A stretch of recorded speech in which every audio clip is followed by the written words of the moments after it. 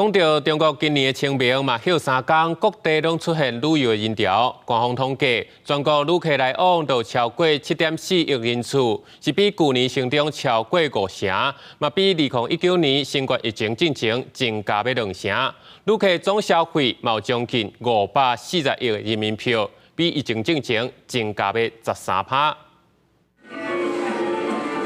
真侪游客伫店内选买物件，上海这间购物广场，前面连假涌入真侪人客，商场也用各种拍摄特定商品上低拍到5折来带动买气。我从山东来的，今天买了运动装啊，好多啊，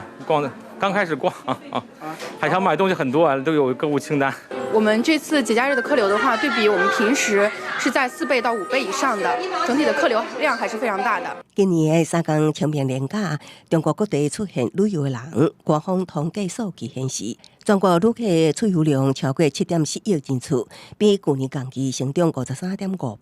甲2019年新冠疫情进前来比，也增加18.9%。这么侪出去佚佗的人，也反映伫消费成长上。 根据中国文化甲旅游部统计，拜4到拜6的3天连假，国内旅游总支出达到539.5亿人民币，换新台币2400亿，比疫情进前增加12.7%。那因为进前捌有外国游客反映，伫中国消费支付拄着困难，北京一间文创店就表示，最近1个月继续优化路卡付款的方式。原来呢，我们主要是能刷2类卡 ，Visa、Master， 现在增加到了5个卡种，包括 GCB、美国运通都是可以进行刷卡支付的。 另外，最近实行的电子支付，中国文化甲旅游部指出，因为各国拢有电子支付等产品，